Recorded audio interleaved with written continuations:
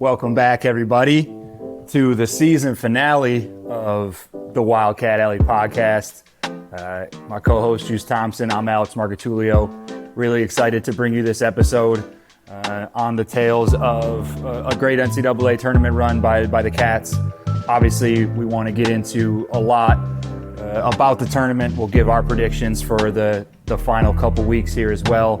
But really just wanted to use this time today, Juice, to reflect on what a great season it was, where we started, where we got to, and then obviously the outlook for what the program looks like moving forward.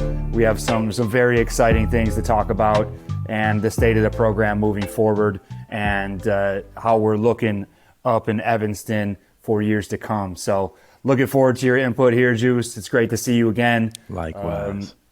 And obviously you have some exciting stuff coming up, heading to Egypt here in about a week or so. Yes, sir. To get your game back on. So Yeah. Tell us a little bit about that, what's to come for you, and how we can follow you coming up here in the next few weeks and months ahead. Yeah, definitely. So, I'll be going back to Egypt to play with my former team from last year, playing the BAL, an event of all the top teams in Africa, sponsored by the NBA. So when my former team called me back, it was, kind of a no-brainer to be able to go back and play in such a prestigious event that's been around for 3 years and is constantly growing.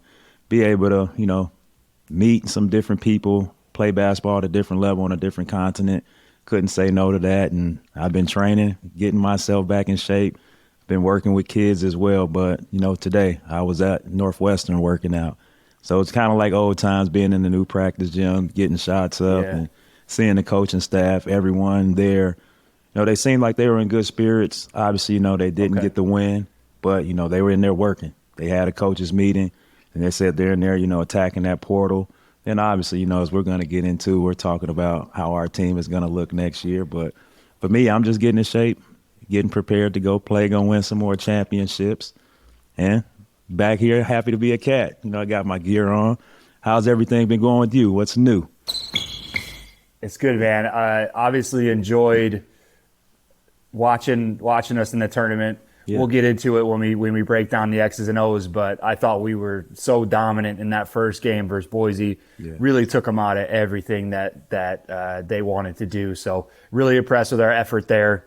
And then just came up a little bit short against UCLA. Yeah. But gotta applaud the boys' fight, the game plan that we put forward. And, Coach Collins put the ball in Chase and Boo's hand down the stretch, and it had got us back into the game. And then obviously we had some other big performances out of some unlikely people on the offensive side, like Matt Nicholson, showing up huge against UCLA. But big time. Nonetheless, things are good with me. Wasn't able to get out to Sacramento, but was able to watch in the confines of my own home, so I could go crazy and yell at the TV like I usually do. So I think that was a much better setting for me to watch and analyze the way I do. But nonetheless, I'm really proud of the guys, and obviously let's get into it, Juice. Based on where we started, right? One of our first podcasts, I think you and I even admittedly probably had us middle of the pack to maybe fifth or sixth at a ceiling for us, but this team continued to prove us wrong throughout the entirety of the year. Yeah. And not only us, we had high hopes, but you take a look at the very first week of the year, they a lot of the pundits had us from that 14 to 12 slot in the conference, and basically wrote us off as a team to not even be worried about. And I know you and I talked about this early on, is like, okay, let's use that as bulletin board material. Right. And how can we use that to our advantage and kind of catch teams off guard? And that's exactly what we did. So give us a little breakdown of what you saw overall. What were you impressed with? I know we've probably talked about this, and beat it to death, but at the same time, it's a story that needs to be retold, and is definitely going to be something that we talk about for years to come. So would love to hear your outlook on the season, and obviously, we'll look into the future as well. Yeah. So pretty much my outlook on the season, number one, first and foremost, our defense. That improvement in that area was huge for us. We took big strides. we added a great addition to the coaching staff. We got B-Mac in there, a Northwestern guy, a legend. Yeah. Taylor Battle, who's a Big Ten legend. He's done a great job. He's young. He's out there practicing with him. Then you got Chris Lowry, and, he has that defensive mindset. Everybody knew about him with his defense, and it really shows. Guys out there getting steals. You got Chase Aldige as a finalist for National Defensive Player of the Year, Big Ten Defensive Player of the Year. So that big leap that we made on the defensive end, holding got teams, under 64 points, was unbelievable. And then, you got to give credit to our guards. I just talked about Chase defensively, but offensively he did a great job. And then you got Boo Buie, first team, all Big Ten, more than deserving of that. He's going to have, a bright future ahead. Hopefully he comes back. Would love to see him, donning the purple and white again. But, after that, even after he comes back for that 5th year, I'm calling it out. I'm going to throw it out there. He's going to have a great professional career. He's made tremendous leaps in his growth and maturity on the court, taking care of the ball. His shot selection has got so much better. And he's out there really getting on top of guys. So he's leading guys. And obviously, Coach Collins is a great coach. And you can just see that poise, that determination that the team had, that camaraderie. The bench was into the games. The managers are jumping up and down. They're a big part of it. So I think overall we made, huge improvements defensively and offensively with our decision-making, taking care of the ball. Because, a lot of these games we weren't turning it over.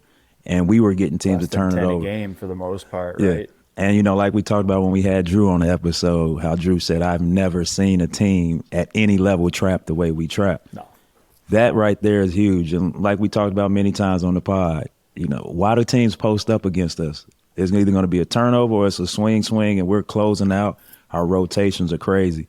So I think to sum it up, defense, and that wins games, that wins championships. And as you can see, everyone, wrote us off. We were projected to finish 13th in the conference, and we finished in 2nd place. Went on the road, dominated, beat a lot of quality teams, and even we protected our home court a lot, especially with that, that win against Purdue at home, #1 team in the country, making history. So I think that sums it up. What's your outlook on the season? Obviously, we fell short in the NCAA tournament, but the way the guys responded and used that as motivation, had that chip on their shoulders, that's what stands out to me. That I really enjoy watching them play this year. Yeah, and, to piggyback off everything you said remains true, right? Like the grit, the toughness, the togetherness that we played with, I thought really, I've been a fan, obviously, since I've been playing and then stopped playing. My wife and I have season tickets, so we go to, almost every game. And this was a team that you could really gravitate towards. And, they made you want to be there every night. They made you want to cheer just with the grit, the determination that they played with and the togetherness. And you could feel that, and it spewed across the whole community. So I really applaud them for that. And I think that, you don't get that when you take a look at some of these other teams that build through the portal. I think we built from the inside out. And then, with Northwestern, I know it's tough to utilize the portal like some of these other institutions can, just due to credits transferring and stuff like that. So we have to rely heavily on who we recruit, the character of the guys that we bring in that are able to buy into a system. And Coach Collins and staff really deserve a ton of credit for rallying the troops. And then obviously the leadership within. You talked about Boo, you talked about Chase, the ability to have 4-year players. I know Chase transferred in, but he's been with the program for a few years, right? Yeah. The ability to have, Boo, Robbie, Chase, guys that have been around the program for years and have witnessed struggle, have gone through a ton of losses, close games they should have won, gave up leads. But to come back and have a year like this, it makes it all worth it, right? And it makes the investment that they've made throughout these years, throughout the summers, really worth it in the long run, right? This is the second team that's made the NCAA tournament in a very difficult conference, in a conference that requires you to be almost perfect day in and day out, right? And really come to bat every single time with that mentality we talked about, the grit, the ability to work through adversity and, defend, right? Yeah. We look at it as like, you have to defend in the conference. And we really wore that as our identity and wore people down. We did. Teams did not want to play us. Simple as that. Yeah. And I think that just comes down to the mentality we had. We didn't back down from anybody. No moment was too big for us throughout the entire year. So I just love the mentality more than anything. I don't think we're the most talented team in the world, and I think that the team would probably tell you that. But in terms of togetherness and grit and ability to come together and rise above all, I think we stood the test of time and were able to pull out a lot of close victories. So, in terms of my outlook, I think that's really where that stands. And I think we have set ourselves up for, future success as well. So I think we should get into that, Juice. Definitely. Obviously, you touched on it a little bit, but, it holds, it's over our head now, right? It's like, okay, what does the structure of the roster look like moving forward? With COVID and the years of eligibility left for our top guys, what does their future look like? There's obviously the wrinkle of NIL that comes in. Do they have any sort of draft prospectus moving forward?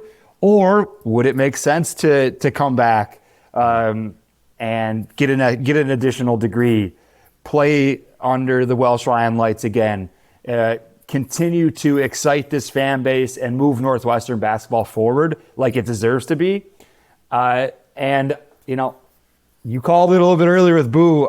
I wholeheartedly agree. I think there is a huge opportunity for him, Chase, Robbie, this core unit and this, this core to stay together. Mm-hmm. And I think it's super exciting. And, with a little bit of development from, we already saw Brooks take leaps from his freshman to sophomore year. We're going to expect another leap into his junior season. We got guys like Martinelli that got a lot of burn. We got Roper, who can come back and be a huge impact player. And then, you sprinkle a couple other pieces in there. Exactly. We got some good recruits coming in. You maybe get another grad transfer or someone in the portal that can make a significant impact. So I'm really excited about the future of this team. What do you think, in terms of what do we have to look for moving forward? Yeah. You hit it, the nail on the head. I would love to see, that core group stay there. Robbie, Boo, Chase. They've been there, like you said, the ups and downs that they've been through, the close games, the close losses, the blowout losses. We've been on the receiving end, even you and I when we played there. But for them to, stay resilient, stick with the program and have the season that they had, it only makes sense. I would love to see them come back. Obviously Chase and Boo, they have, more opportunities to go play professionally. So I think it's, it's best for them to explore options, test the waters, especially for the NBA, get some good feedback. And if, things don't work out from that regard, then you know what you need to work on for the next year. You come back to Northwestern, the system, the coaching staff, the ball is going to continue to be in your hands. We get that core group back. And like you said, the development of the players that we had, Ty's been stepping it up. He showed that he can be more than just a three-point shooter. He's been putting it on the floor, getting to the basket. Julian Roper was doing the same. He showed more confidence in his shot. Obviously, we knew he's a problem defensively for the opposing teams. Matthew Nicholson, he played unbelievable in that loss to UCLA. I didn't even talk about Big Matt. Good call. Unbelievable. Yeah. His development is he's really improved. He's always, all season long, he's did a great job on the ball screens, hard hedging, getting back, rebounding, and now he's dunking everything, catching lobs. Obviously, like you said, Brooks, he's really improved from freshman to sophomore year. Martinelli got a lot of experience as a freshman. Titus Verhoeven, he's leaving. Like you said, if we can get that core group to come back with the way guys have been developing, continue to build that camaraderie, got some really good freshmen, incoming freshmen coming in. Then we hit that portal, plug in a few pieces. We're going to need some, more depth down inside, help Nicholson. Shooting, I think is where what we need as well. Yeah. But we're gonna be a problem. Yeah, we're gonna be a problem. So we plug in some people, from that portal. Sky's the limit. I say we run it back, back-to-back years, make history again. Let's get back to that tournament. Yes, the 2 times that we did make the tournament, we haven't been able to get over that hump and win in the second game to get to the Sweet 16. But with our experience, we took second place in the Big Ten. We get all these guys back. There's no reason why we shouldn't win the conference next year and then get past that, get to the Sweet 16, Elite 8. We really need to, Northwestern, this is the time to really staple ourselves in as a program to be reckoned with, and not just a program that makes it to the tournament, then 5, 6, 10 years, they make it back, and then there's excuse anything. No, I think, if we get those guys back, sky's the limit. Like I said, I'm calling out that we'll win the Big Ten. We got a great buzz in the city. The students came out to support. The alumni are behind us. And, like you talked about that NIL stuff, guys are transferring, going to other programs, and it's not working out for some guys. It works out for some, and others it doesn't. You might have a losing season, or you may not have the same role and responsibility with this other team. But if we can get our core group back, they know the system, coaches know them, they know the other players, they're leaders, they can teach the new guys coming in, whether it's from the transfer portal or the guys coming from high school. I would really love to see them stick together. And, being in Northwestern, they got a really good thing going on with the NIL for all the student athletes as a collective. I think they'll be able to come together and put together a nice package for us to keep that team together. I agree. And, just off the success that we've had this year, you can sense the hunger and want for more. Right, not only from the fan base, but from the players, from the coaching staff. Yeah. You get that taste, and you take a look back at 2017. Back then, we did bring some guys back, and we had a disappointing season. Now we had to go play at Allstate Arena while they were building the new Welsh Ryan. Like, that was a really difficult situation, and part of the coaching staff, or most of the coaching staff, was a part of that. If you add BMAC into the mix. And I know they don't want to go down that road again, that rebuilding road. Yeah. So what we're trying to do is not rebuild, but build and grow on top of the successes that we've had this year. Yeah. And, it does start with those guys coming back.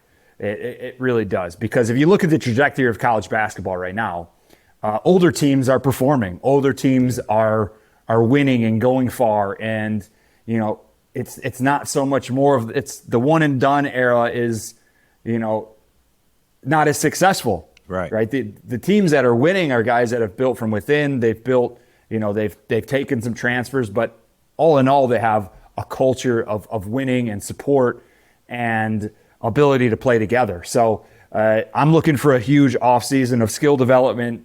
I think our shooting definitely needs to improve. We need to make more threes. Have to. And if you take a look at where the game is trending, right? It's like, how do we make more threes? That's where you come. We have a great inside coach. Yeah, you know me. Yeah. That was my game. But we have a strong inside presence in Big Matt. I think he'll be able to dominate the paint against the likes of a lot of bigs in this league. But the ability to stretch the floor, to spread the floor, and allow for those slip opportunities for him to get easy dunks and allow guys like Boo and Chase to get downhill, we're going to need to surround them with better shooting. So I think that's the one improvement in area that I would love to see us make a big leap in, is our ability to score the ball, right? I don't think that's a huge secret. Great analysis. But, you take a look at Ty's numbers year over year, right? He just struggled to shoot the ball this year. Doesn't mean he's not capable. Right. He's more than capable. We saw him shoot 43% his sophomore year. Mm-hmm. It might have just been one of those years. So, if you have another 40% three-point shooter, that changes the game, quite a bit. Yeah. So, and Brooks, we saw his stroke get better over the course of the year. I think Martinelli's going to extend his range. Yeah. So we have the ability, the talent is there. It's just, can we be more consistent? Because when we made, I don't know the stat, but if we made 9 or more threes in a game, we weren't losing. Like we literally were not losing games because of the defensive prowess we have. So I'm really looking forward to that. And, if we can add a sharpshooter in the portal and maybe a backup big, I know Luke Hunger is going to come back. We're going to expect big things out of him off a potential medical red shirt. So, yeah, man, it's exciting. It's fun to talk about this, right? It's like, it's sad that the year's over, but we have a ton to look forward to. And, I've already renewed my season tickets again. Not like I wasn't anyways, but like I already renewed them. I got the early bird special. Like we're ready to go. Like there we go. I'm super excited for what this is about to bring. Yeah, and it seems like, the community is the Northwestern community and the coaching staff. I mean, it was really refreshing. Obviously, they allowed me to come in there to work out, but so I went into the office and talked to them. They're there on the laptops. They're working. Like, you guys just finished the season a few days ago, and they're in there working, hitting that portal, looking at recruits. So it just shows the same exciting feeling that we have. They have that same feeling, and they're in there grinding, ready to run it back and give the fans, what they deserve and what they want to see. And they could be at an all-inclusive in Punta Cana right now, and the fan base would be like, all right, like cool. And it's spring break. You know what I mean? Like cool. It's spring break. Go do your thing, coach. But the fact that I love hearing that, Juice, that's great inside info. Yeah. That they're in there grinding. Like I love that. In there. Portal's open. Had a meeting there. They're getting to it. And one thing, you gotta go back to that UCLA game. You got to shout out to the guys. It was finals week. I saw a clip, a highlight reel of Chase. He was preparing to take a final the night before the UCLA game. No, we're not using that as an excuse that we lost the game. But that just shows, Northwestern, it's serious. It's about business. They're in the NCAA tournament during finals week, and they still got to study and take a final. So, I just want to commend them, shout them out for that. But like you said, it's exciting. We got a lot to look forward to. Got to, also want an area improvement. I know we did a great job of rebounding the ball this year, but I would definitely like to see us, improve in that area a little bit more, because we lost we won the rebounding battle against UCLA, but we lost. So that put us at 12-1. I got the stats on that. Yeah. That put us at 12-1 on the season when we out-rebound the team. So I would like to see that continue and be more dominant in getting those rebounds. Obviously, Matthew Nicholson led us in rebound, but I want to see him get some double-doubles more, get those 10, 11 rebound games during the season. So exciting times. I'm glad you renewed the tickets and everything. I'm going to, find my way in there too. I did. They did. They're reaching out. They're calling people. I think my parents got a call about some tickets. They called me. So that's exciting. They're getting to work. Everybody at Northwestern is working early, and just reading on the message boards and everything. Everybody's excited, and still a good time to be a Wildcat. Always, Juice. Definitely. I'm glad they were able to get you in the facility too. A little different than our practice gym back in the day. A lot different. A lot. I remember we used to, back in the day we had that practice gym that was behind Old Welsh Ryan, like attached to it. And then if we needed to get to the cold tub or anything like that, middle of winter, we'd be running outside in flip-flops cold, trying to get across to the training facility. Yeah. Now these guys have their own ice baths in the locker room, steam showers, all that stuff. They got the I couldn't be more in jealous there. of They that. got everything in there. Yeah. It's unbelievable. But, I mean, they have you and I to thank for that. Yeah, there you go. We played a part in that, but it's nice. I'm glad that they, still let us come around and they show love the way that they do. They do. So it's dope, man. It's real dope. Good time to be a cat. So with that, what else we got? We got word on campus. Got anything? Me and you talked a little bit on the side. We wanted to spice it up and throw out a couple key moments from the season, our top 5.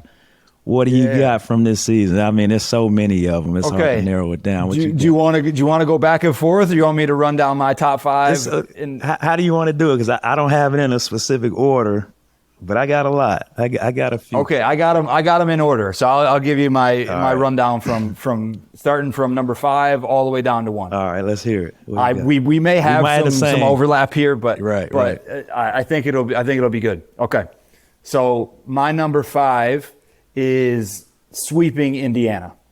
Ooh, number 5, sweeping Indiana. Mm-hmm. Number 1, we go on the road early Big Ten game, early game. We go and smack Indiana in the first half. We weather their storm. We play amazing basketball, move the ball around, share the ball. We knock down shots, and we get out with a 3-point victory, something like that, or 1-point victory when Hood Shafino hit a half court, but didn't matter. Yeah. Right. But all in all, great win. And then obviously the huge game at Welsh Ryan where the place was absolutely buzzing. We get off to another great first half. Obviously, let's not talk about the second half. They come all the way back, but Boo hits the game winner to to really solidify us into the dance. Okay, that's my number 5. Yeah. Number 4, Selection Sunday. Obviously, only the second time in history that we got our name called, and this time locking up a 7 seed, which was 2 seeds better than the previous team. A huge accomplishment. I still think we are probably a little bit underseeded, put in a very difficult region with UCLA, who was basically a 1 seed, in my opinion. But nonetheless, we took care of business. But I think that is a huge moment. Obviously, you were there, Juice. The arena was great. There was great energy in there. Confetti comes down. Yeah. The guys are super excited. So that's my number 4 moment. Number 3, Big Ten All-Conference Selection Day. Ooh. Okay, we can't go without speaking about the individual. Obviously, we talk a lot about the team, but the individual performance and accolades that came along with the successes of the season should not go unnoticed, right? Mm-hmm. Boo, first team All Big Ten. Chase, second team All Big Ten, plus co-defensive player of the year. Coach Collins winning Coach of the Year, and Coach Lowry winning the inaugural Assistant Coach of the Year award in the conference. Incredible stuff. Obviously, with success comes individual accolades, but all well-deserved, down the board. Okay? Number 2 for me is, I keep reiterating this. I just said it on Twitter, too. The more and more I look back on the first tournament game, we absolutely dominated the game. So number 2 is dominating Boise in the tournament. And remember, we were texting about that. We should be up double digits. We should have won that game by 25. Yeah. 25. We took them out of everything. You know what I mean? Took them out of everything they wanted to do. We locked up their leading scorer. They got a bunch of weird bounces. They got a bunch of offensive rebounds, and we still won. By 10. And you called it out, too. You said our guards get downhill. They play that drop coverage on the ball screens. Boo was putting the guards on his back, getting to his floater. Yep. You called that. Yep. Your announcement was spot on. That was dope. We ran the same play. We ran the same play the whole half. I was like, keep running it. Couldn't stop it at all. So that was dope. Yeah. You called that out. That's a good one. My 15-minute film session on Boise State paid off on that right. one. And then my number 1 and last but not least, Chase's last 3 minutes versus Purdue. Obviously, the whole Purdue game and us getting that dub, tremendous moment. But his last 3 minutes, scoring 10 points, getting the steal, the dunk, the crowd was going insane. He really took over that game. And I think, that moment when he took the ball from Fletcher Lawyer, went and dunked it, will be implanted in my brain forever. And I think that locked up his Defensive Player of the Year award right then and there as what an impact that he made. Yeah. So those are my top 5, Juice. I hope there's probably some overlap, but I think you may have some other ones as well. So let's hear it from you. All right. So there's no particular order. So I'm going to start with first, after COVID. We came out, we were all worried. Me and you talked about it on the pod. The fans were worried. Yeah. How do you bounce back from that? Because, you catch COVID, it can take some time to get back to full strength, get back to your health. How we came back, I think we won 3 in a row. Then over time, I think we got a little tired, especially when we got to Iowa. We started to have some slippage in the second half. So that's one of my, key moments from the season, to see the guys be able to bounce back after, a COVID scare, a health scare. And that just shows that camaraderie, the discipline, and then with the coaching staff, they put together a great plan. Guys are in there guys who were healthy enough, they were able to get in the gym, get some skill work in, and then we came out and we still got some wins and showed that, it's not just one game, it wasn't luck. We were able to put together a string of games. I'm going to go up. I had selection. I forgot about that one. Yeah, I got Selection Sunday on there. Okay. I was overseas the first time, but I was, in the building for the second one. And as I was watching, the atmosphere, seeing how happy the guys were. And as we're watching the board, everybody, I'm watching everybody putting their phone up once it gets to that 6-7 seed, because they knew, all right, this is around the area we'll be. Then it's like, we go through one region, then we go through another, and we're not there. And you can kind of hear people just, and then my heart is in there beating fast as if I'm one of the players. Same way at the games, I'm sure you felt the same way, like, man, I want to be out there and help. So that was like a great moment. And then when they finally heard Northwestern was going to play against Boise State, everybody's jumping up and down, high-fiving, shaking hands. And then it's right away. It was just right after that. Collins, he's talking to people, and I heard him talking to his wife, and it's, all right, I got media. We got to get prepared for the game. So just to see that, enjoy the moment right away for a second and then get to work. Another one, after we lost to Pittsburgh, we got smacked at home by 30. We bounced back, went on the road to the Breslin Center. Our guy Amir, who was working with the podcast, we went to Michigan State, and we pulled out a tough road win. It's not easy to play there. You're being from Michigan. It's not easy to win there, but the way we were able to bounce back, you know how it is. You lose by 30 points at home. That can weigh on you mentally. So for us to come together, come out and get that win on the road, I think that was the start of something special. We got, this is overlapping, Indiana, sweeping Indiana. Well, even all of Indiana, because we beat, Purdue is in there too. Yeah. But mainly, like you said, on the road at Indiana, we took care of business, pulled it out, even though they made their run, same way at home. And then just to see that game winner that Boo had, his poise, how calm he was, holding the ball, dribbling it down. Got away with a little push-off. I'm not mad at him. It worked, but he made the game winner. Just to see how electric it was in there with the fans and all that red in there, and just to kind of hear the air go out of the room from that side of the building. That was pretty cool. Then, I got two more. We got Purdue. First time it was Northwestern, we made history, beating the number one ranked team. You and I, we had a couple chances. We weren't able to get it done, but these guys were. They were able to get it done, and the fans stormed the court. So that's a great feeling. I was able to experience that once, and it was the same. We beat Purdue, and they were ranked number 6. So that was a good moment. It was nice to see them get their moment. And my last one will be that Rutgers game to finish the Big Ten Conference season. Going in with all that pressure, everything throughout that day went our way. We needed certain teams to lose, they lost. And then it gets to our game. And we know, in the back of your mind, you're playing with all that pressure. You lose, you're in 9th place. But if you win, you get 2nd place. And the way we came out and played, Boo was in foul trouble. Other guys stepped up and held it down. And then once Boo got in, he really took over the last 10 minutes of the game. So those are my top moments, and I would really say that Rutgers moment, playing with all that pressure in a hostile environment on the road and being able to overcome all that and win. Those are great moments from the Cats, and I'm excited to see what the future holds for these guys. It's been a really fun season. I'm so happy that I was actually home to see it in person and then be able to be on this podcast and talk about it with you. It's been dope. It's been a good experience, man. So we can go on forever. There's so many key moments from this season. I'm glad you threw out that idea to try to narrow it down to a top 5. So that's what I got. Yeah, that was a great list, and I'm glad you had a couple different ones than I did. Yeah.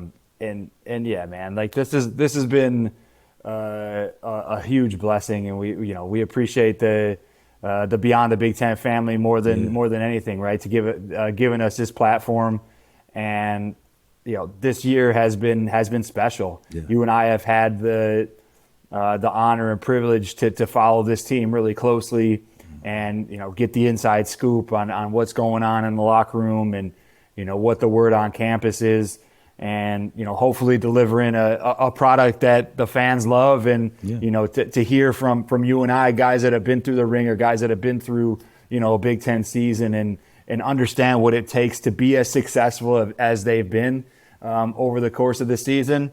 It's been really fun, man, and it's great to reconnect with you. Obviously, you've been overseas for a while, but you being back, you being in town, back in Chicago, it's been great to get back with old teammates. We had our alumni day, and I know me, you, and Tap are going to put on some cool alumni events here in the summer moving forward. So yes, sir. Looking forward to reconnecting with this community. Yeah, and Juice, it's been a pleasure as always. Likewise, my boy. Alex Marcotullio, shout out our people at New Amendment. You can catch these podcasts on all your platforms. We got Apple, Spotify. You can catch us live on YouTube. We're everywhere. We're excited for what's to come with the Northwestern community. The Wildcats continue to support. Next year is going to be another special season. So keep us on the lookout. Go Cats.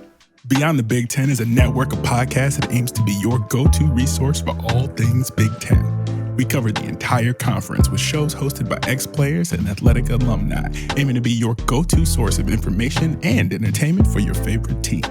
Hosted by ex-Big Ten players, media, and insiders, our podcasts are focused on giving diehard fans and those alums an inside scoop about the teams and people that make the Big Ten Conference one of the most watched and most talked about conferences in sports. We're excited to talk Big Ten basketball with you wherever you may be. Subscribe now.